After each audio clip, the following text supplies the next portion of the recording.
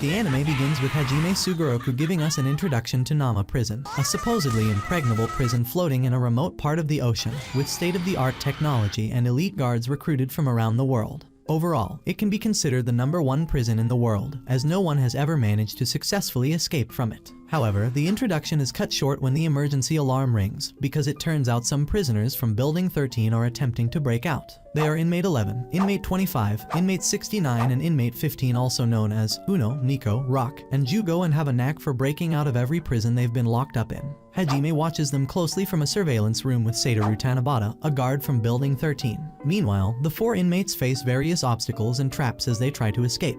Uno uses a playing card to reveal a laser trap, which he, Rock, and Nico try to avoid, but Jyugo had already disarmed the trap without informing them. This triggers another trap, causing the walls to close in on them. Thinking quickly on their feet, they manage to avoid being crushed to death by climbing up the closing walls and into an air vent, while Hajime looks on in frustration. Unfortunately for them, the air vent is being pumped with sleeping gas, so finding themselves in danger again, our group of unique convicts rapidly try to leave the vent while still conscious. They start running and enter the maze. Hajime is relieved that this will slow them down and Yamato will catch up on them. But somehow, he is currently more lost than the ones who didn't know about the maze. As they run through the maze, they come across some guards. They shoot towards Jyugo, but Nico saves him, dying in his arms. However, tranquilizers and drugs have opposite effects on Nico, so he is far from sleeping right now. Saving themselves from the guards and many more traps, the 4 eventually reach the exit door. It is secured with multiple locks, but Jyugo is confident he can unlock it. On his first try, the countdown appears to explode the gate, the second try reduces the timer, and the third try opens the gate. Getting out, the 3 are enjoying some fresh air when Hajime appears confronting them, telling them that they will never escape because he's still alive. Uno and Rock are taken down first, and Nico passes out just out of fear. And Jyugo, well, his only specialty is unlocking things, so yeah.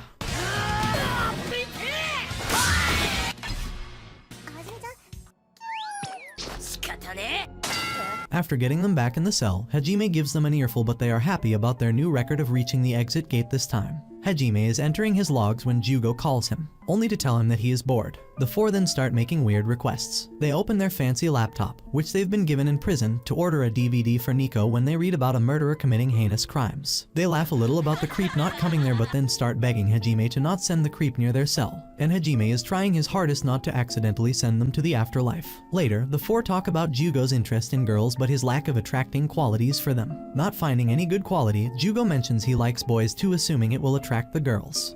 Game is game. They zone out to mention how great the qualities of this prison are, since they get good food and all the luxuries, so much so that they all consider it making their home. The next day, Jyugo is thrown back into his cell after trying to escape. This time he got caught in less than 10 minutes, but he doesn't care because he saw a girl in the prison. Everyone gets excited and rushes to meet the girl. Hajime is also there and scolds them for escaping again, but they are more focused on the girl. They tease Hajime for getting a girlfriend, but the girl calls him her brother. They think it's his sister, only for Hajime to clarify it is his younger brother Hitoshi, who happens to be a trap. Warden Momoko is back and asks for a meeting with Hajime. As Hajime leaves Hitoshi, Jyugo appears there wanting to spend time with Hitoshi. He proves he is interested in boys too.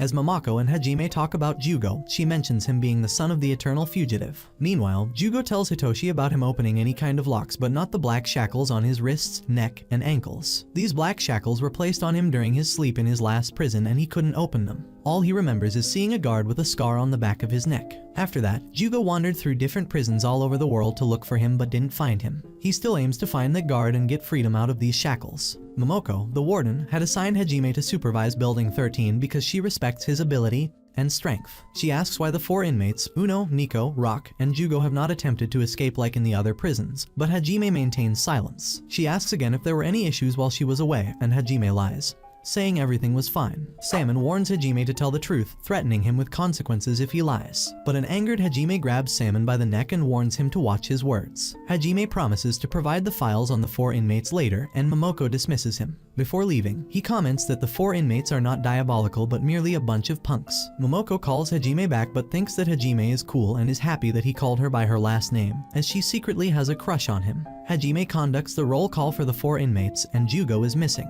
Hajime hears snoring from the night duty room and discovers Jyugo sleeping there. Jyugo explains that he couldn't sleep due to his cellmate's snoring, grinding their teeth and laughing, so he went to the quietest place he could find. Hajime suspects Yamato was responsible for letting Jyugo in the room, but Yamato denies it, stating that he was working out. In the cafeteria, Rock enjoys his meal and Shiro brings a cake for dessert. Later, Jyugo asks about a Rubik's Cube and Uno explains the goal of the game. Jyugo solves it quickly and Uno challenges him to solve a new puzzle.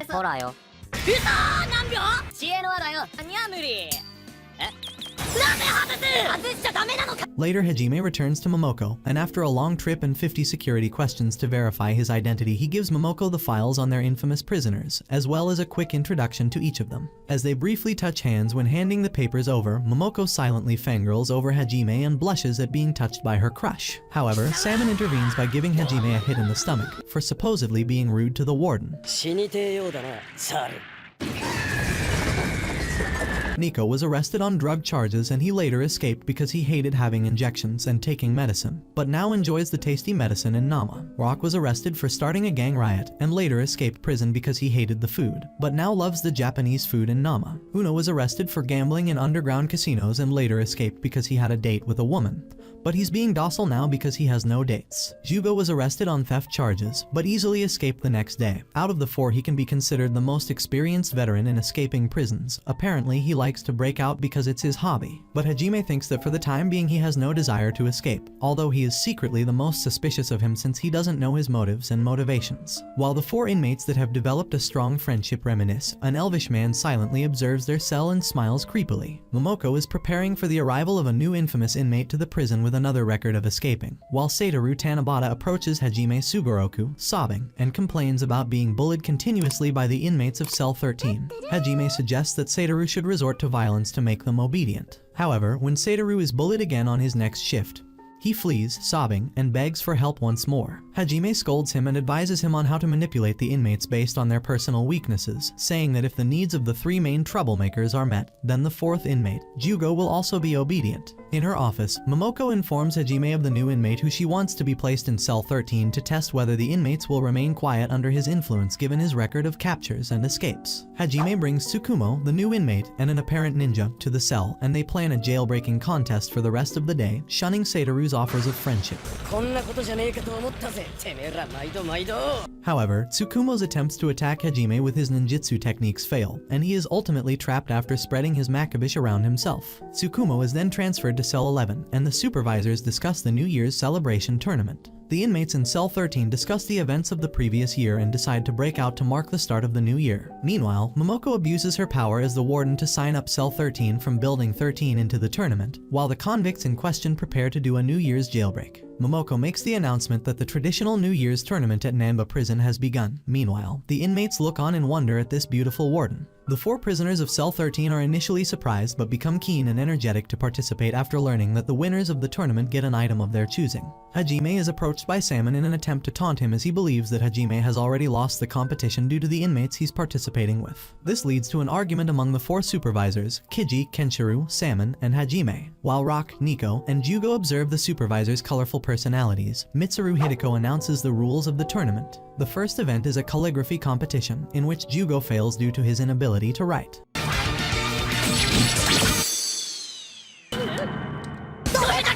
Yamato and Hajime win the competition with their beautiful handwriting, securing the first win for Cell 13. The second event is a mix between Machai pounding and Daruma drop, where one guard and one inmate must finish beating their Machai without letting their Daruma be knocked over and their bowl fall on the ground. Rock and Yamato are chosen due to their strength and stamina. However, Liang, a former cellmate of Rock's from Building 5, participates as well, seeking revenge against Rock after being previously defeated by him. He disarms Rock and mocks him for being greedy and cowardly. Rock becomes angry and fights back, ultimately knocking out Liang with a single punch. Yamato, seeing the result of the fight, becomes inspired and adopts a more aggressive approach and defeats Inori with one punch as well,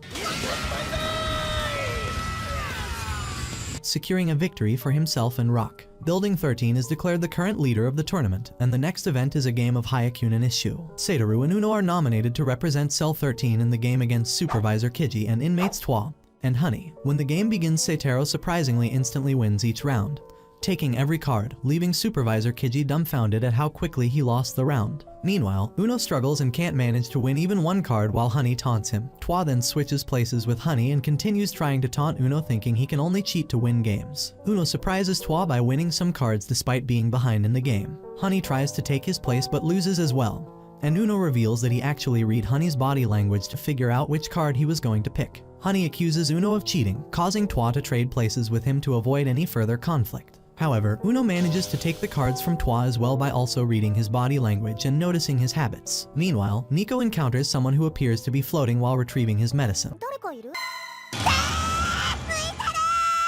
He panics and runs back to the others, leaving his medicine behind. Uno continues to dominate the game, as he can now predict every move or action made by Twa, leading to Uno winning the game. Now back at the arena, the announcer Mitsuru announces the rules for the third event of the New Year's tournament, a Beyblade-style top spinning battle, except with supersized spinning tops. The teams are introduced. Supervisor Salmon and inmates Yupa and Kai enter the arena for one team. Nico then recognizes Yupa as the person he saw floating.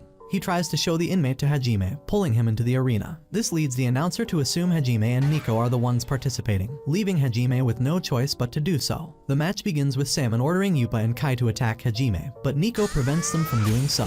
Yupa wants him and Kai to quickly defeat Nico, but Kai abandons the match as he's not the fighting type and would rather take a nap. Yupa then attacks Nico, and Nico begs him to teach him how to float. Yupa insists that Nico is too weak to be taught his Kigong and attacks him again. Salmon and Hajime engage in battle while Momoko watches from the stands. Hajime tries to refuse to fight Salmon and goes after the spinning top instead. Yupa aims a powerful Kigong attack at Hajime, looking suspiciously like the Kamehameha, but this excites Nico even more. He begs Yupa to teach him and attacks, perfectly mimicking Liang's movements from his previous fight with Rock. Jyugo, Rock, and Uno discuss how easily influenced Nico is, and Kai suggests that he makes Nico his disciple.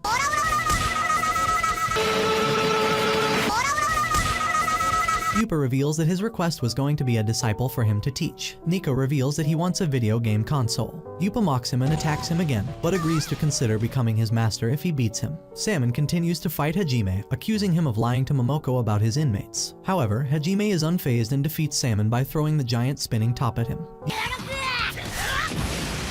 Yupa attacks Nico again, but Nico copies his technique and defeats him, winning the round for Building 13. At the same time, the winner of the battle against Kiji and Kenshiro is decided with Kenshiro as the victor, which means that the last round will be Building 13 against Building 4. Mitsuru enters Momoko's office and playfully teases her before they both head back to the arena to discuss the progress of Buildings 4 and 13 in the final round. Momoko predicts that their match will showcase the power of the guards to the inmates, which leads to more teasing from Mitsuru. In another part of the prison, Salmon and Inori discuss their losses against Building 13, with Inori mentioning the homemade medicine he received from Kai to heal quickly. Salmon reminds him that Kai's actions resulted in his imprisonment. Salmon also reveals that Kai used a numbing agent against Hajime and Nico in their match, but it didn't work on them. Meanwhile, Hajime complains about being tired in a separate part of the prison. Back in the arena, Mitsuru announces the final match between Buildings 4 and 13. Momoko explains the rules of the upcoming event, a sake barrel opening contest. Jyugo's cellmates volunteer him to participate, while Kenshiro expresses his desire to fight Hajime. After some back and forth, the match begins, with Kenshiro fighting Hajime and Musashi targeting Jyugo.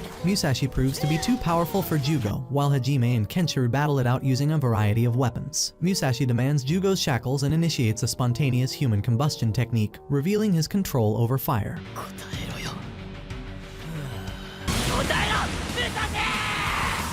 Jyugo, fueled by his desire for answers, transforms his arms into blades and attacks Musashi.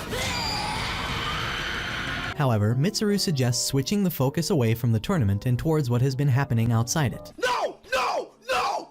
This suggestion annoys Nico, Uno, and Rock. Meanwhile, in the prison, Yamato takes Tsukumo to the visiting room to meet someone who has come to see him. Tsukumo is surprised but becomes antagonistic when he recognizes the visitor, Hattori Hanzu. Hattori persuades Tsukumo to stay and praises him for his dedication as an actor. Tsukumo asks Hattori how he found him, and Hattori reveals that he pretended Tsukumo had gone missing and now believes he will become more popular when he returns. Tsukumo refuses to return, and they begin to argue. Jyugo overhears them while attempting another escape. Tsukumo reveals that he learned the truth and accuses Hattori and his co-workers of kidnapping and lying to him. Hattori doesn't reveal anything, instead reprimanding Tsukumo for insulting his own mom, but Tsukumo admits that he knew she wasn't his real mother in the first place. In a flashback, a movie director looking for a real shinobi to star in her film discovers a young Tsukumo training with Makabishi. She convinces him to let her be his real mother and promises to make him a shinobi warrior. Years later, Tsukumo has become a famous child actor under the director's guidance, but he feels he doesn't know who he really is. He eventually runs away and ends up in prison. Jyugo tells Tsukumo that his work is admirable and encourages him to be himself. During the New Year's tournament, Jyugo attacks Musashi with his blades, causing destruction in the stands and panic among the crowd. Mitsuru orders the inmates to evacuate and stops all camera and audio footage. Uno, Nico, and Rock survive the blast with Yamato's assistance. Jyugo continues to attack Musashi, who retaliates with his flames.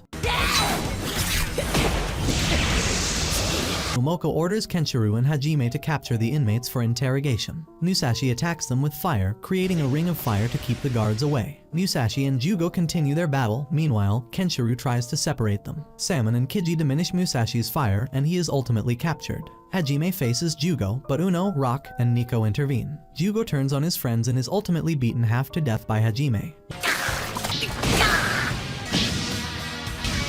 Later, Hajime is berated by his fellow supervisors for his actions, but still, he secured a win for Building 13 at the end of the tournament. Mitsuru gives Hajime the letter which suspends him for 3 days, and Momoko regrets having to punish him. After his 3-day suspension, Hajime returns to Nama and is informed by Satoru that Cell 13 was calm during his absence. He meets Kenshiro on his way to see Jyugo, who tells him that Musashi is being held in an underground cell in Building 4, and won't speak until he sees Jyugo. Hajime is given a walkie-talkie to allow Jyugo and Musashi to communicate. Hajime visits Jyugo, who is conscious but in a depressed state and lacks the motivation to release himself from his chains. Hajime helps Jyugo communicate with Musashi, who reveals that he is searching for the man with the scar and asks Jyugo if he knows anything about him. Musashi reveals that he needs Jyugo's shackles to kill the scarred guard. He explains that the scarred guard had augmented his powers, allowing him to fully control the flame, which made him feel like a monster. Musashi tried to attack the guard with his fire but was unsuccessful. Jyugo is shocked to learn that there are 2 sets of his shackles. Hajime says that Jyugo is empty as he has no desire or motivation for anything. Jyugo admits that he didn't want or enjoy anything even as a child and only felt a sense of purpose when he received his shackles. He confesses to being envious of his cellmates for having wants and desires. Hajime offers Jyugo the chance to choose his prize for winning the New Year's tournament, but he struggles to think of anything. Hajime throws him his cracked ID number plate, allowing him to return to Cell 13. Jyugo breaks his chains and takes the number plate, vowing to face his problems head-on. At the beginning of Hajime's suspension, Kenshiro informs the inmates of Cell 13 that he will be taking over as supervisor. Momoko had previously instructed Kenshiro, Kiji, and Salmon to take turns supervising the building to minimize any risks during Hajime's suspension. Kenshiro takes Nico for a medical exam, but he becomes annoyed when Uno and Rock tag along. However, Kenshiro then reveals that Jyugo is in the intensive medical ward in headquarters, and not actually in the infirmary. In the infirmary, Twa and Honey are receiving treatment for minor injuries from the tournament on Kiji's orders. Head Dr. Akina wants to examine Nico for any effects from the tournament before prescribing medication because he can mimic the moves of those around him, which can harm his body. Meanwhile, Uno and Rock search for Nico's medicine and eventually find Kagu 8 with it.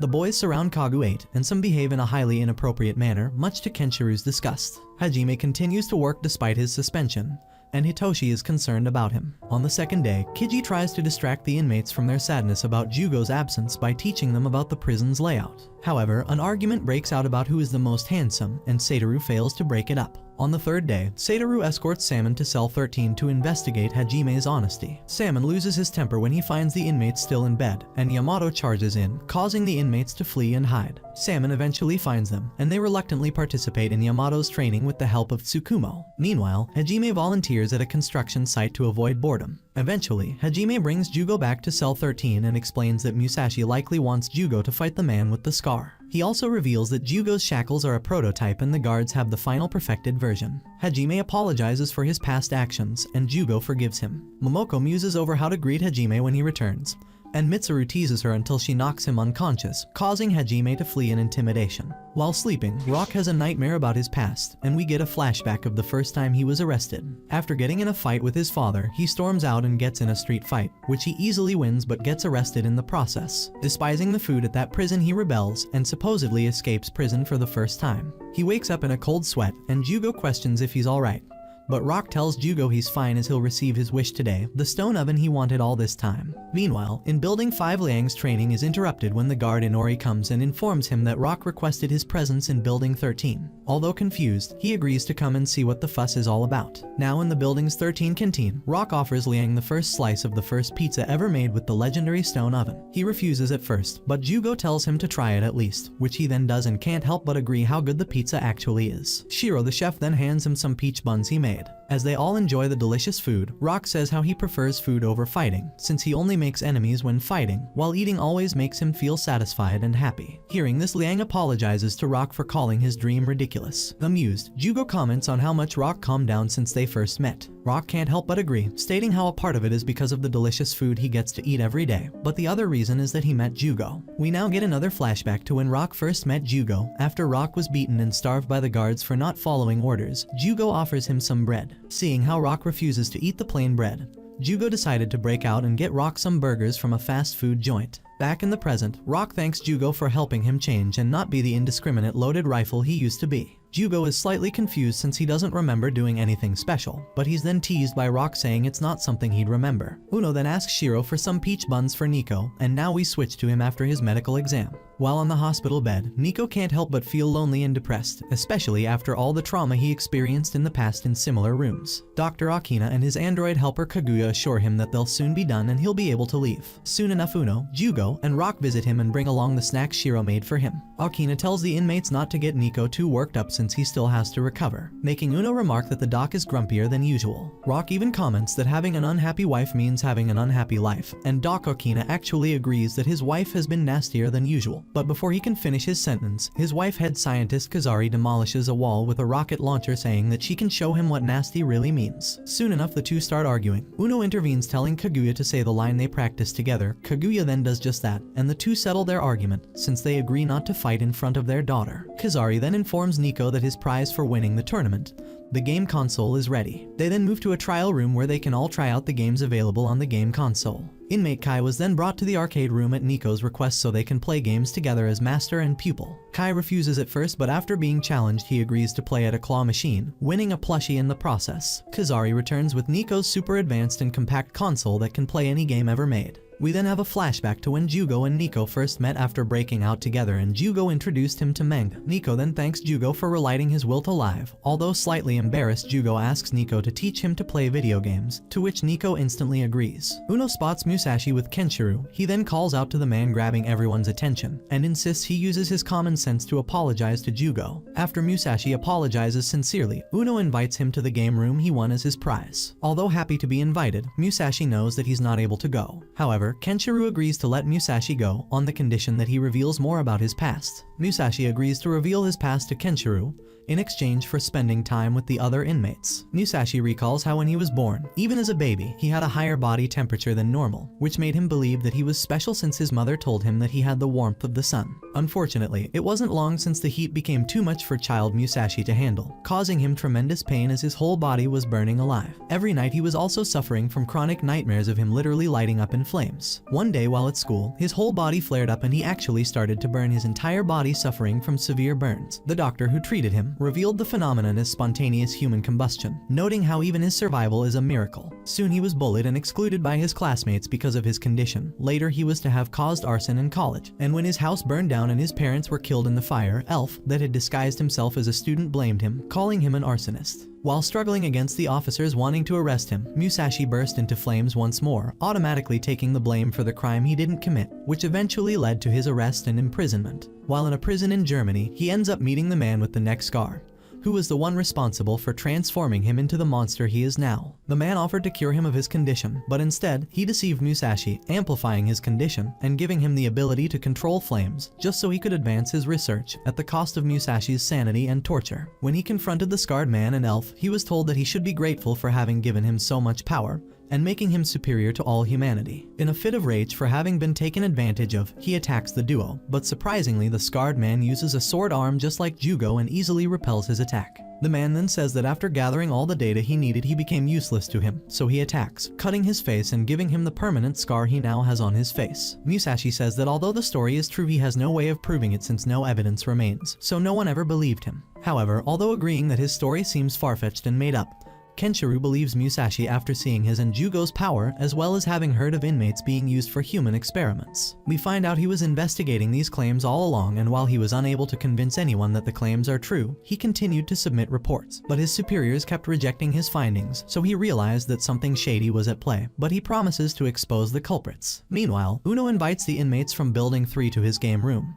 But since he didn't finish furnishing it, he reveals that he actually wants everyone to contribute and make the room together, since he wants to ensure that everyone will enjoy his game room. Hajime, Seitaro, and Yamato arrive with the furniture Uno ordered, and soon enough the rest of the inmates arrive as well, and the rest of the items are brought. After Musashi appears as well, they start furnishing the room together and playing. Shortly later, Hajime tells them they only have 1 hour of free time, and it's now time to return to their cells. Although they initially rebel, after a quick beating they obediently return to their cells. At night, Jyugo can't sleep, so Uno joins him and they discuss today's events, and Uno encourages Jyugo to enjoy his life in jail despite his many flaws, which he ensures Jyugo is aware of. Still, he ends by saying that they still have a lot to learn together, and they should take it slow and enjoy life one day at a time. Jyugo then leaves the cell to take a breath of fresh air on the roof of Building 13. While admiring the night sky and reflecting on Uno's words on the roof of Building 13, Jyugo meets the creepy elf.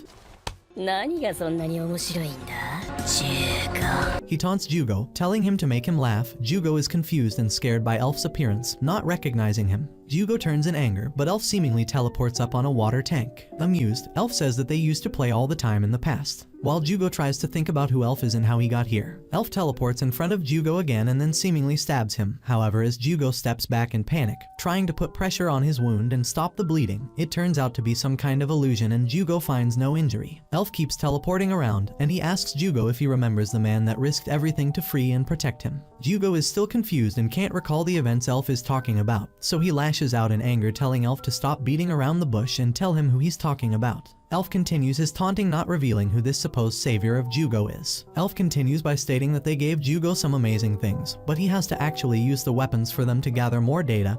He then asks Jyugo various questions about his sword shackles, referring to him as Specimen 15. Annoyed, Jyugo curses at Elf, saying he refuses to hurt people with the weapons they forced onto him. Having revealed his connection with the scarred man, Jyugo tells Elf to point him toward his sworn enemy, or Scram. Without saying anything, Elf dashes to Jyugo and instantly pins him to the ground, sticking a knife through his hand and telling him to shut his mouth and not insult his master. While Elf goes off about how he should have killed him back then, Jyugo has a flashback with a memory he had hidden deep in his mind, of the time when a man gave his life to help him break out and told him to find happiness and never be caught again. Elf states how he hates seeing Jyugo happy, to the point where he's willing to kill everyone around him. Still, he says his mission is to retrieve his brain and doesn't need the rest of his body, but also doesn't want to bring his whole head with him. So with a marker, he draws a dotted line on Jyugo's face horizontally, threatening to cut across the line and take his brain. As Jyugo struggles desperately to escape, Elf takes out a bone saw and attempts to saw Jyugo's head in half. Driven to breaking point, Jyugo unleashes his sword arm, but this time manages to control his power and only uses one arm, shattering Elf's weapon and managing to break free from his restraints. As Jyugo checks his wounds, it turns out all the harm Jyugo received was an illusion again. Still, he can't believe what's happening, since he felt all of the injuries he received. Having gathered the data he needed, Elf says it's time for him to go, but he tells Jyugo to use his blades more often since they want to see what he's capable of. Jyugo then asks what their plan with him and Musashi is, but Elf refutes, saying he doesn't know of any specimen going by Musashi. Still, before leaving, Elf tells Jyugo that he's also here to take another body,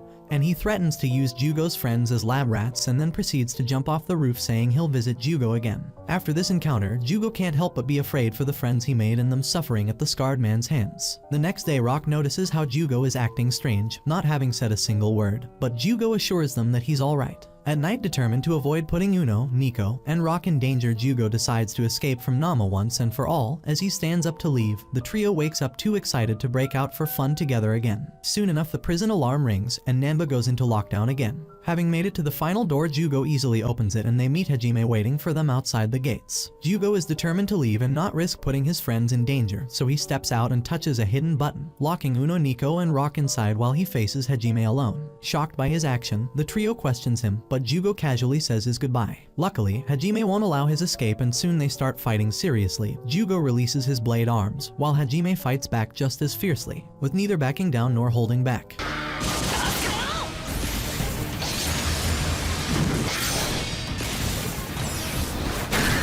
Before the battle reaches a tragic conclusion, Seiteru arrives and unlocks the gate, after which Uno and Rock step between Hajime and Jyugo and manage to stop them from fighting. They then restrain Jyugo, telling him they've made many promises together which they have to keep, and they return to their cell, as Jyugo accepts that his home is in prison next to his unique friends, as he promises to protect them and not run away. And once again, with the traditional introduction of the prison, somewhere across the ocean, at a location known only to the top officials of the country, lies a prison. Deemed impregnable, the prison is equipped with cutting-edge technology and guards recruited globally. With the overall impression of the #1 prison in the world, no one has ever managed to escape it successfully. Though, it's not entirely the truth now, because an inmate who has the knack of escaping the prison has marginalized the security quite a few times. Jyugo. The emergency alarm rings and Hajime, followed by Seiteru, rush towards cell 13 for the most likely inmate to attempt an escape. Number 15. Jyugo. Hajime finds Jyugo acting asleep in his cell and smashes his head for the trouble. Later, Jyugo's fellow inmates, Nico, Rock, and Uno laugh at him for his relentless efforts in getting caught and taking the beatings from Hajime. In her office, the warden Momoko ponders the way to stop Jyugo from attempting to break the prison every now and then. Mitsuru troubles the warden when he impersonates Hajime and attempts to flirt with the warden, and she smashes Mitsuru on the floor in wrath.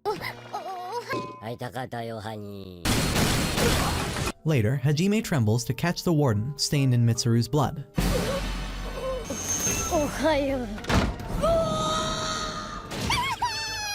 On the other hand, Seiteru is happy to buy a cozy-looking robot cleaner with his annual bonus, but Hajime smashes the robot in wrath as soon as it collides with his boot. In Building 5, Kai and Yupa argue over the cactus Yupa's family brought for her. Kai, as a pharmaceutical chemist, is all eyes for the cactus and begs Yupa to let him touch the cactus. In the game room, Honey makes a revelation that Tsukumo is the famous action character, Ninja Kamikaze. Jyugo comes forward with his help because Tsukumo does not want the inmates to know that the country's famous character, whom they deem invincible, is locked up in prison with them. In the guards room, Kiji turns furious at Hajime, Salmon, and Yamato for not adhering to the regulations of the prison.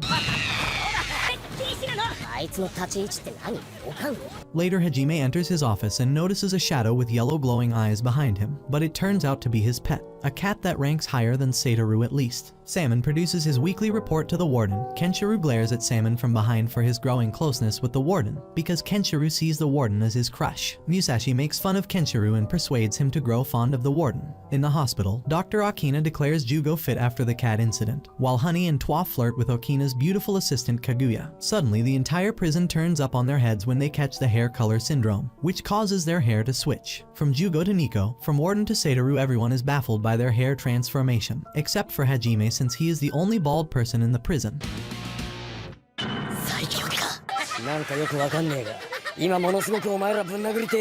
The training of the new guards completes, as the warden spares them the necessary instructions for their duty. In Building 13, Hajime chases inmate 13. He can smell that Jyugo is up to something. Hajime warns him to head back, but once Jyugo does not pay heed to the orders, Hajime smashes him in the cell. Mitsuru approaches Hajime and makes a shocking revelation to him. A new guard is appointed in the cell with him. Mitsuru kept this as a surprise for him. The inmates are also excited about the new guard. To their surprise, the guard is Hajime's younger brother Hitoshi, who dresses up like a beautiful young lady. The inmates discuss their reservations about the Sagiruko brothers.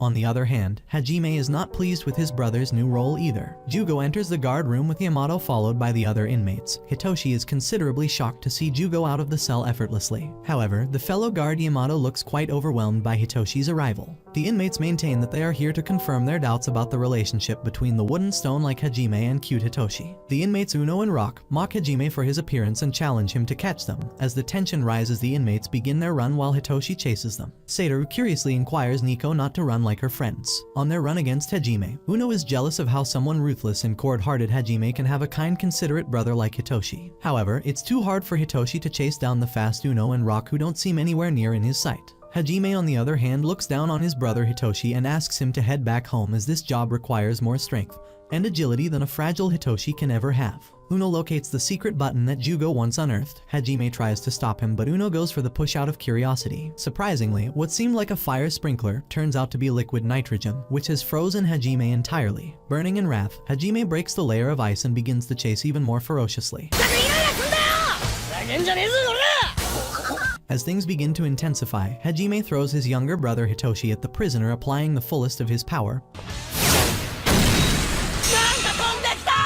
But the prisoners dodge it. On the flip side, while looking for his friends, Hajime Jyugo ends up in Building 13 due to Yamato's poor navigation skills. In the surveillance room, Mitsuru has secretly passed instructions to an anonymous aide to handle Building 13. When Hajime hurries to him for the code red emergency in Building 13, Mitsuru acts unbothered and calls it a false alarm. In the turn of events, Mitsuru reveals that Hitoshi has been deployed in Building 4, not in Building 13. It was Hitoshi's request to spend his first day with brother Hajime. Hitoshi is glad about how his day went in Building 13. Hitoshi expresses that he has learned a lot and Hajime is lucky to have such people around. On the other hand, after the entire day's struggle, Jyugo and Yamato somehow make it back to the guard's room, while Hitoshi assumes the duties in Building 4.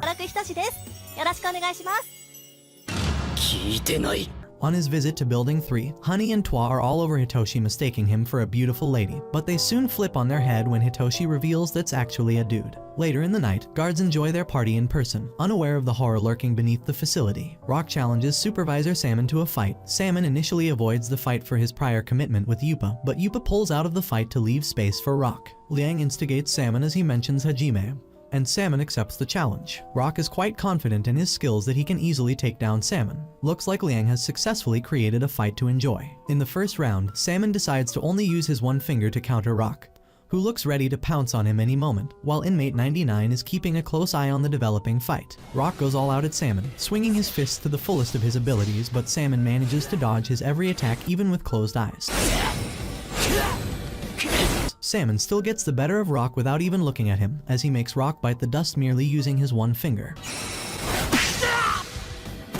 As round 2 begins, Rock unsheathes an array of ferocious swings of kicks and punches at Salmon, but none of his attacks hit the target. At the end of the fight, Salmon advises Rock that he entails good reflexes but loses his senses in the rage and makes silly mistakes. Moreover, he only relies on his size, he should combine his mind and body in the fight. On the balcony, inmate 99 and Yamato appreciate Salmon's fighting skills. Yamato has also faced Salmon several times, but even he could never beat Salmon. They wonder how Simon lost against Hajime and what made him hold back against Hajime. Inori informs Salmon about the meeting called by the warden. Meanwhile, Inori and the new guard Huzuki will watch the inmates. Warden explains that she has called the meeting to discuss the commissioner's urgent call for a meeting. The agenda of the meeting as well as the during is kept concealed from her. Kenshiro remarks that something must be building in the police department against the prisoner. On top of that, Warden is asked to bring confidential data of 2 prisoners, number 15 and 634. Mitsuru probes who will be assuming her duties in her absence, and the warden expresses her confidence in the supervisors to keep the prison in order during her absence. After the departure of the warden, the deputy supervisor Kat takes a dig at Salmon. She blames Salmon's Building 5 as the entire reason why the police department is after the prison. Moreover, the other prisons are still flagging the unfortunate incident that took place in Building 5. Kat does not stop here. She blames Salmon for using his connections to earn a spot as a supervisor. She calls him unworthy and nepotism took him here.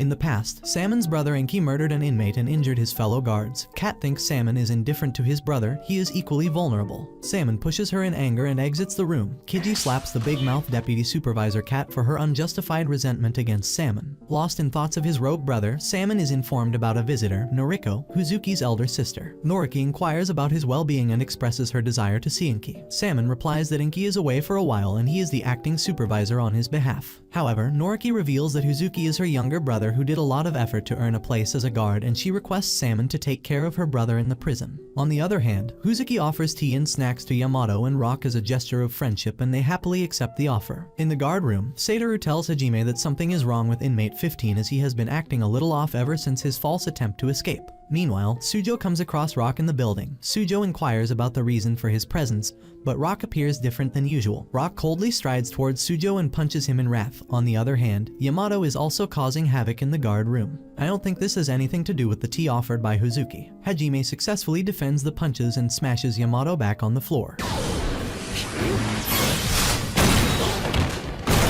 What's up with this man's and smashing? In the building, Rock drags Jyugo towards the cell and smashes him on the wall. Jyugo tries to stand his ground with blood stained all over his body. Yamato gets back on his feet and smashes Satoru, who anxiously inquires about his well-being. In the cell, Jyugo can sense something is not right with Rock. Jyugo reminds Rock about their friendship and apologizes if he has unknowingly upset him, but Rock does not respond. Rock coldly stares at the cell and his friends inside. Jyugo senses that Rock is now heading to hurt Uno and Nico in the cell, and he places himself before his friends. Rock smashes him in the cell. Jyugo can't stop the blood from spitting out of his mouth, but stays firmly between Rock and the others. Inside the cell, Uno shouts at Jyugo to let him help, but Jyugo refuses to let them out. Suddenly, when everything seems to end for Jyugo, Tsukumo comes to his rescue. Tsukumo was also in Building 5, and Tsukumo realized something was wrong with Rock and Yamato and followed them to Building 13. Jyugo fears that the ongoing incidents between Rock and Yamato relate to him. It has something to do with his past when he attempted to escape the prison. They warn Jyugo to come after him and his friends. With tears plundering in his eyes, Jyugo trembles in fear that what he feared has become reality.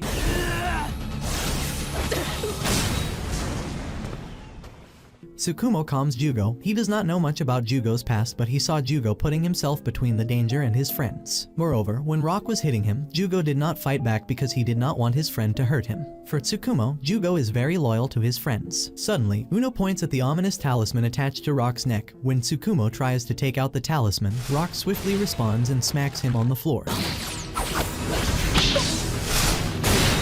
Rock strides towards Jyugo to eliminate him, but Tsukumo reacts timely and removes the talisman. And just when the talisman removes, Rock collapses. Tsukumo thinks he knows the talisman, and so does Hajime, who removed it from Yamato's neck. In the hospital, Dr. Otoki advises Jyugo to rest for a couple of days. Tsukumo is also present beside him. Meanwhile, both Yamato and Rock have been kept in the ICU. Tsukumo reveals that Building 5 developed the talismans to keep the Chi Masters like Yupa controlled. Besides, he was with Yamato and Rock the entire, yet he failed to realize when the talisman passed on their necks to control them. When the Cell 13 inmates request to accompany Hajime on his investigation in Building 13, Hajime blatantly rejects their request. Uno persuades Hajime that they can be helpful in the investigation. Moreover, even if they do not take them, they will still find a way to build 5 and Hajime will be punished for the outbreak. Hajime is short on resources, so he has no choice but to accept their offer. As they enter Building 5, Hajime finds himself caught in a trap set by Inori.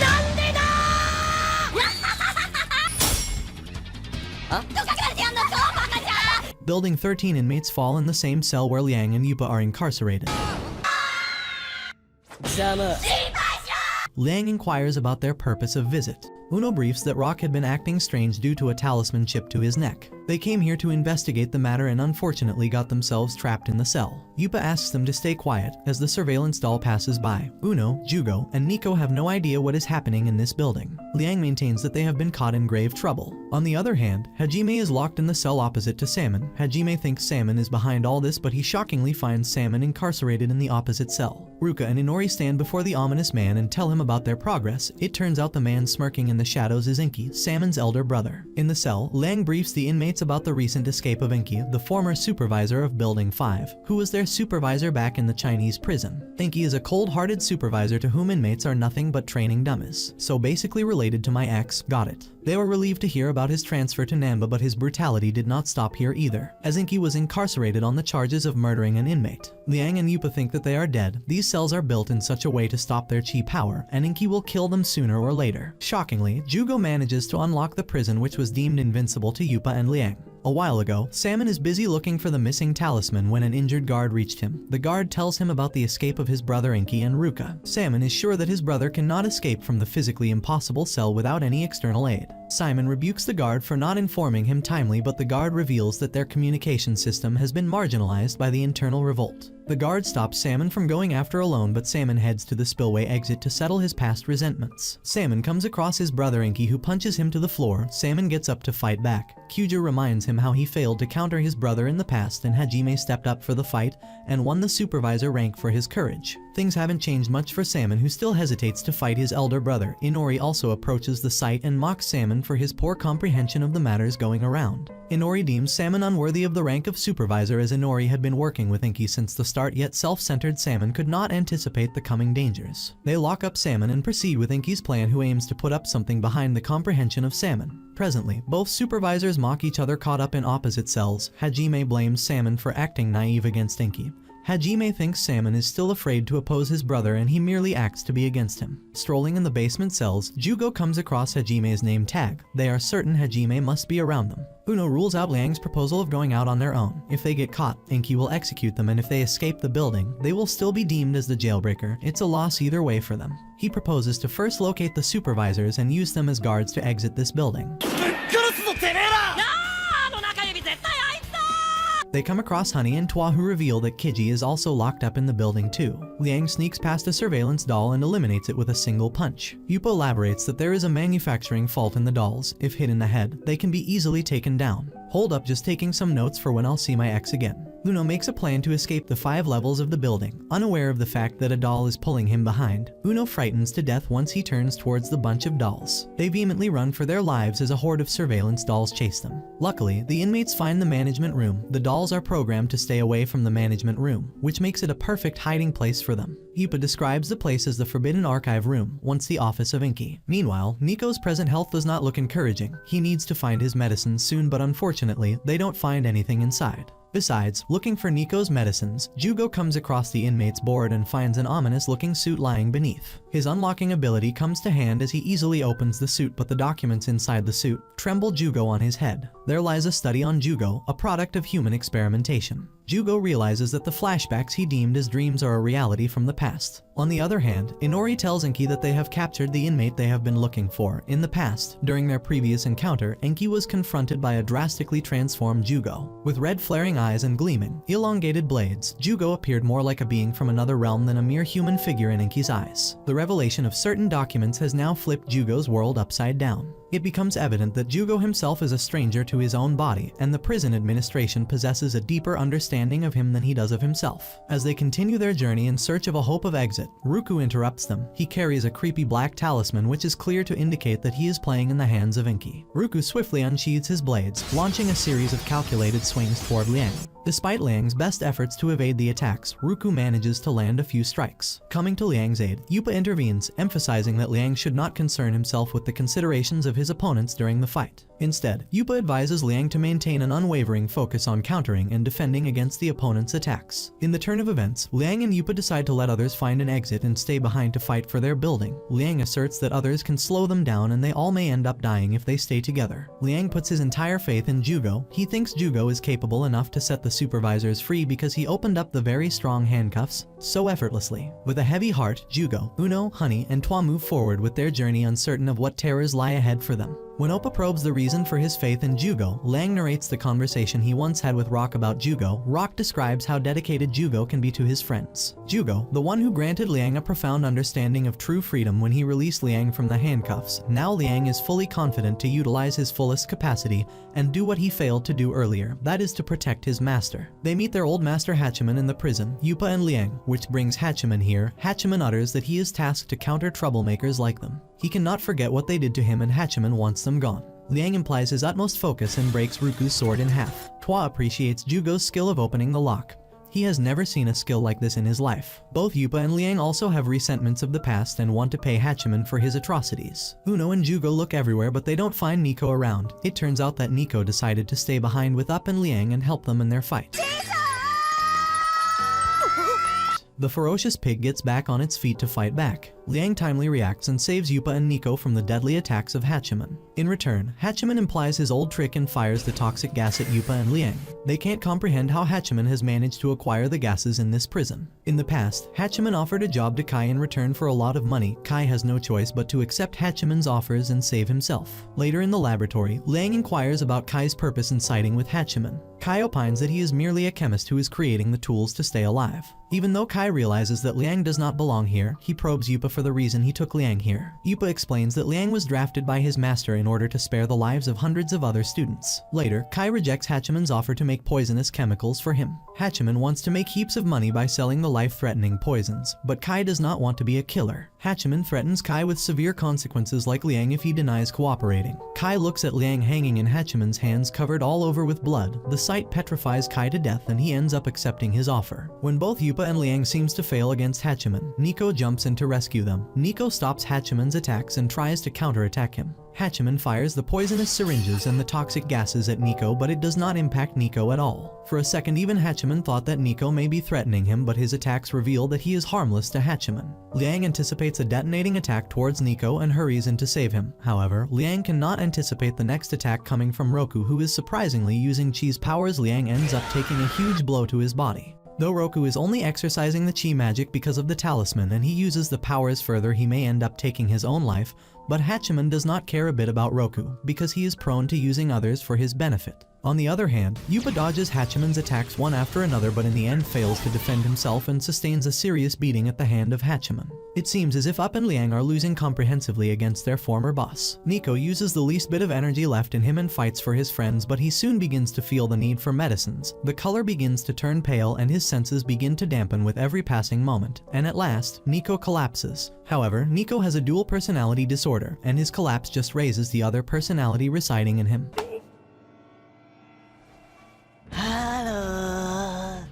Uno and Jyugo are worried about their friend Nico. They are well aware of his dual personality disorder, and if Nico does not get his medicines, he is prone to hurt himself.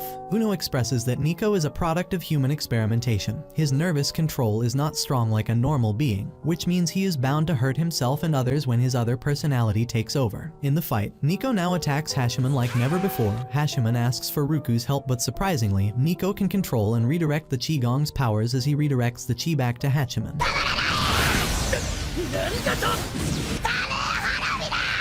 Hachiman needs help to fight the uncontrollable Nico. Hachiman looks for help, but Yupa and Liang set Luca free from the talisman. Nico jumps at Hachiman, but he manages to stop him and smashes him into the wall. Hachiman thinks he has taken the better of Nico. On the other hand, the miseries, resentments, and atrocities of the past burn the transformed Nico in vengeance, as he rises unsheathes an even ferocious tally of attacks at Hachiman. Hachiman realizes that Nico is too strong for him to handle. He is not able to anticipate Nico at this pace. Sensing the right time to take his revenge, Kai also enters the fight.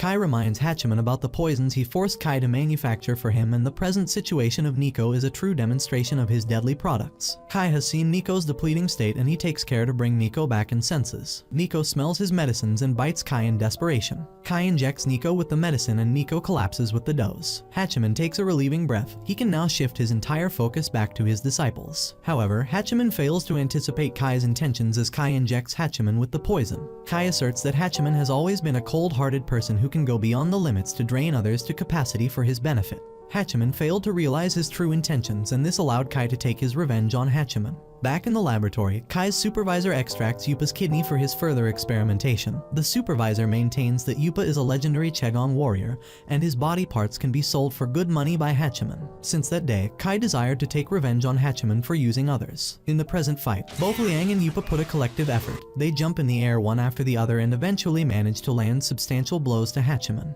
However, Yupa is not pleased with Kai. He had been working for Inky, yet he did not bother telling them. Kai replies that this could have landed Yupa and Liang in considerable trouble till he kept it concealed. However, Yupa does not look confident of Kai's explanations and rebukes Kai for his selfishness. Though in their past life, it was Kai who helped Yupa with his dialysis treatment, when all hopes for Yupa's survival were diminishing. Meanwhile, Hachiman gets back on his feet, ready to pounce on them any moment. Three of them have their resentments against Hachiman. Hachiman appears so busy fighting Yupa and Liang that he fails to intercept Kai's trap for him. Hajime strives to continue the fight, but the dose of poison is stronger for him to handle. Hachiman begins feeling suffocation and loses consciousness. Eventually, Hachiman surrenders to the medicine and collapses. Amidst their win over Hachiman, Yupa does not look convinced. He opines that the talisman Yupa removed from Ruko's face was not familiar. Yupa looks confident that this talisman does not belong to Inky. He wants to probe for answers real quick, but Ruko is not in his senses at all. Although Liang and Yupa have closed the only entrance on the way up, Kai decides to take them through the hidden passage he knows. Nico looks extremely fretted about the dangers lying ahead for them. His master Yupa encourages Nico to proceed with the journey with heads held high. Yupa and Liang decide to save Building 5 till Salmon returns. Salmon is the one who cared for Yupa back in the days when Yupa was brought to Nanba after their organization collapsed. Salmon informed Yupa's family about his existence and helped them contact Yupa. Salmon is unlike the ordinary supervisors to Yupa. He has Yupa's respect, and now Yupa thinks it's his turn to stand for Salmon. In the hospital, Tsukumo now looks well recovered. Wondering what happened to Rock and Yamato, he hopes they are fine. Tsukumo recalls the incidents from the particular day and ponders if the new guard of Building 5 Uzuki has anything to do with their condition, but he does not find any trace of supporting incidents to blame him. On the other side of the curtain, Dr. Otoki stands before the unconscious Noriko. Otoki does not normally treat civilians, but he is looking after Noriko because of the urgency. Moreover, to his relief, the deputy supervisor's cat is alone too. On the second level of the basement, Uno decides not to hold back and go after Nico. The others stop him from making such a childish mistake. They opine Nico must be safe with Liang and Yupa, but Uno does not pay heed to their assumptions. A sudden water stream running towards them petrifies them all, but it's too quick for them to react. Eventually, Jyugo, being the weakest of them all, drowns in the water. Honey hesitantly provides him immediate CPR and saves Jyugo. Meanwhile, Twa discovers a hidden room and Jyugo opens the entrance for him. It's the warehouse of surveillance tools. Uno trembles in fear while Twa looks very curious about the build and design of the dolls. Honey wonders why they have not been caught or chased till now, and suddenly Rukagaju appears before them. Agonized by their jokes about his appearance, Rukagaju orders his two subordinates to chase them down, and they begin running for their lives across the building, but the chasing guards are empowered with Chegon, which helps them sprint super fast in the chase. In the cell, Kiji shouts at Rukagaju to let him out. Rukagaju mocks Kiji, and when Kiji inquires about the screams, Rukagaju smirks at Kiji and responds that dreadful screams are of his inmates running for their lives. Kiji lures Ruka for the makeup kit if he lets him out. Rukagaju seems to fall prey to his offer as well, as he wants Kiji's products to enhance his looks. On the other side, Twa surprises the inmates as he blows away the guards with one shot of his rocket launcher, which he just built with a scrap of dolls. The inmates dust themselves up and begin their journey for the 3 level, but their search is interrupted when Rukagaju appears out of nowhere and grabs Jyugo, who is their key to the exit. Honey smashes Ruka in the head and they run off. Twa shouts get to the next floor. Once they leave the guards behind, Honey turns towards Jyugo. Honey proposes that Jyugo is the weak link in their team and they must not take him further. Twa intervenes, saying that Jyugo is the sole reason for their escape, but he fails to convince Honey, who is already fuming in rage. Honey looks down on Jyugo. For him, Jyugo is the most useless inmate around. Honey opines Jyugo is selfish most of the time and his face speaks as if Jyugo is planning on something. Uno intervenes and rebukes Honey for looking down on Jyugo. Jyugo inquires Uno if he thinks the same about him. Uno clarifies that they have been long enough to trust each other and he has full faith in Jyugo. Uno understands that Jyugo comes with one hell of a past, and his behavior is understandable. However, sometimes Jyugo's expressions make him wonders if he knows Jyugo. Uno hopes that one day, Jyugo will put up the courage and tell him about the incident on the game night. Uno opines that Jyugo is unnecessarily carrying the burden of an incident that is weighing him down. Jyugo decides to open his lips about the incident on the game night, but just before he says anything, they hear a blast. The guards are coming at them again. Ruka orders his guards to first eliminate Jyugo, and his guard opens an array of punches on Jyugo's face. Uno strives to defend his friend, but he is nothing compared to Rukagaju and his men. Honey begins to leave the site. He believes Jyugo and Uno are weak and they have caught themselves in trouble because of their vulnerability. Twa convinces Honey to step up and help them in their time of need. Ruka is angry, but Uno's relentless interruptions to save Jyugo and decides to eliminate him with his dagger. Ruka points the dagger at Uno, but Honey breaks his dagger into pieces. Shocked, Ruka looks at Honey in disbelief. Honey's attack begins to prove lethal for Ruka and his men. His unique invisible wire bind with the cartridge beats out Ruka. Twa assess the tiles and assert that they are walking on the tiles mounted on the water pond. This is why Ruka is appearing out of the tiles, because he is using the water beneath the tiles. Both Honey and Twa plan to take down Ruka. Honey has secretly tied up Ruka with his wires, and upon realizing Ruka cuts down some of the wires, but it turns out he could only cut the decoy. The actual set of wires tied around his body was totally out of his sight. Both friends open a tally of attacks at Ruka and his guards, leaving them dumbfounded. One after the other, Honey and Twa seem to dominate Ruka and eventually strangle Ruka in a cage of tiles created by Honey's pull of tiles. Twa rain a heap of bombs at Ruka, aimed to burn the heck out of them, but unfortunately, their attacks still prove insufficient as Ruka rises from the water, looking more menacing than ever. The building jolts with their intensified battle, and even Kiji senses a shock in his cell. Burning in vengeance, Ruka opens attacks unlike before. His strong wind attacks rattle the surface below their feet. Ruka wants to end this fight with their corpses. Honey shelters his companions against Ruka, but he cannot hold for long. Twa says that their skill set is not compatible and they can't stand Ruka's attacks. Therefore, Uno must escape with Jyugo. Honey and Twa may be able to save themselves here, but can't fight Rukagaju while protecting Jyugo and Uno. Just when Jyugo and Uno hesitantly begin striding back, Ruka doubles the intensity of his attack and breaks Honey's defenses. Honey and Twa put up the fight with the little energy they have, though Jyugo and Uno have escaped the scene.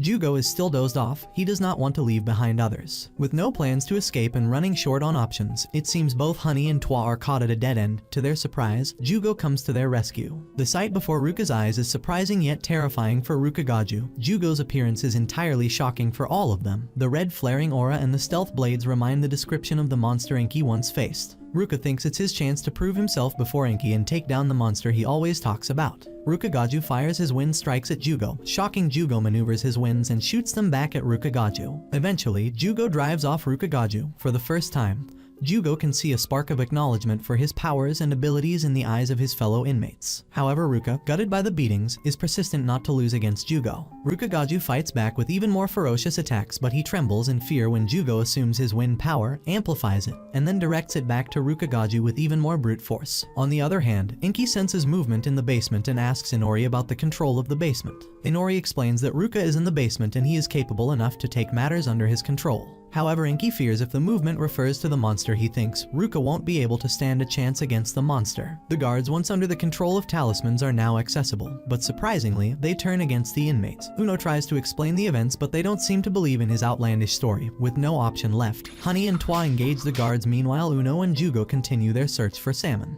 Jyugo begins to open up the locks while Ruka reattacks and tangles Uno in the chains. Uno sacrifices himself for Jyugo, and Ruka drags Uno and he shouts at Jyugo to continue his search till he finds salmon. Guards are shocked to see their former inmate Jyugo standing before them. It is now when they begin to believe in Uno's story, but Ruka threatens them with the consequences, and the fretted guards join Ruka. Twa and Honey rescue Uno. Twa is confident that Kiji is incarcerated somewhere near because he can smell Kiji's perfume at this very level. One after the other, Jyugo shreds the doll into pieces as he continues combing for Hajime and salmon. On the flip side, Senki can sense the demon is heading towards him, inching closer every moment. Mitsuru realizes that he has been fooled by Ruka, and the surveillance system of Building 5 has been compromised. Kenshiro stops Mitsuru from informing the authorities. He believes Inki must have some reasons for his outbreak and they must wait. On the flip side, guards follow the three inmates Uno, Honey, and Twa. Shocking, Twa executes Uno's plan. He jumps in the water to challenge Ruka in his domain. Ruka falls for their plan and ends up losing the keys of Kiji's cell. The entire room is stained with blood as Sujo continues to comb building after building and keeps slicing every menacing doll coming his way. Enki is now certain about Sujo's presence and follows his instinct in Sujo's hunt. Kiji hears footsteps approaching his cell. He looks outside and surprisingly finds his inmates being chased by the guards, who jump in the way to stop the inmates from reaching Kiji. However, Honey implies his trick and helps Kiji escape. The guards shiver in fear as they find Supervisor Kiji glaring at them.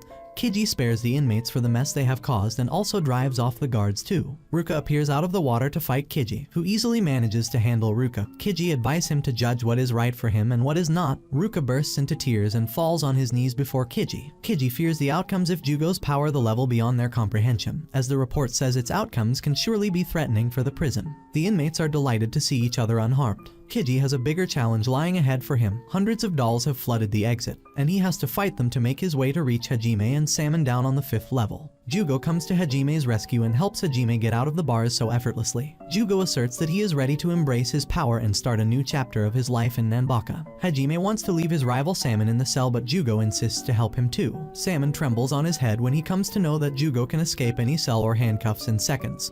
Salmon lashes onto Jyugo to detain him, but Hajime abstains him from doing any harm to his inmate. Tension is engulfing Building 5, where Hajime, Salmon, and Jyugo are coming after Enki, who looks well prepared for the challenge ahead of him. Mitsuru is keeping a close eye on the developments, and Kenshiro appears well suspicious too. And with that, both seasons have ended. Satoru Tanabata is having an internal monologue with his mother telling her how he has been assigned to teach at Nanba 13th High School for the spring session. This isn't your ordinary school since it's filled with very uniquely energetic students. Walking to the class he teaches, he prepares himself to give the year 3 students a slice of life teaching. However, the moment he tries to open the door, he finds it locked. Leaving all his sensei-ness, he starts knocking on the door, pulling on it, and begging for the students to open the door as it is their teacher who is out. Someone from behind talks to Tanabata, making him look back to student number 15. Jyugo. Jyugo helps Tanabata open the door. Tanabata enters the class only to have a bucket fall on his head. He is covered in black paint and slips and falls onto a human-sized chart. This creates a print of his falling pose. The 3 troublemakers laugh at the situation and collect the chart with all the previous ones, having a kind of motion picture now. Jyugo asks him why he falls for the same trick every day, making Tanabata whine about why they'd do it every day. Uno, Rock, and Nico tell Tanabata to clean up because he is a newbie, ignoring the fact that he is their teacher and moving to focus on watching Momoko enter the building. The 3 with Jyugo watch Momoko from the window and are mesmerized by her beauty when Uno decides to mention how her fashion sense is outdated. A yo-yo from Momoko gets smacked in his face, but even this much attention makes him the happiest. Tanabata is teaching them a poem when he turns back to find everyone engrossed in their stuff. He tries to persuade everyone to show some interest and asks if they have no dreams for the future, but they don't seem to be serious about the future at all. Using the opportunity, Jyugo quietly escaped the class. Vice Principal Kai tells Tanabata about Uno, Nico, and Rock being such tormentors that all the previous teachers left because of them. He also defies Tanabata's assumption that Jyugo is docile as he is called Mad Dog Jyugo. and is rumored to always carry around a knife. In the next class, a student Musashi enters claiming he has been transferred here. He tells Tanabata that he is student number 634, which confused Tanabata as he only has 5 or 6 students in his class. This is when he gets to know that the class has 633 students and others refuse to come to class. Musashi walks up to Jyugo mentioning some matter they can finally handle. This delinquent has rumors about always carrying around a lighter. Tanabata is sitting in the washroom thinking about Jyugo and Musashi when the door opens. Jyugo is there just to hand over his report to Tanabata. Tanabata tells him not to unlock doors like that, but Jyugo seems to like doing that so he can finally find the door that will remove the emptiness in his life. A pretty deep statement from someone called a mad dog. Tanabata is in the staff room when he gets to know that Musashi and Jyugo are fighting. Rushing to the place, he calls them out only to see fire and a blade the next moment. He wakes up in the infirmary covered in bandages when he gets to know the two are getting expelled. Tanabata rushes to the principal's office where the other 4 students also come. He then advocates for the two that Musashi has a physical idiosyncrasy where his body randomly combusts, and Jyugo has a problem that his hands turn into blades at any time. These are natural issues with them and they fight each other just like any normal youngster, so these issues are not something that will let Tanabata give up on his students. The little speech impresses everyone, saving the 2 students. Later, the class finally calls him a teacher for the first time since he stood up for them.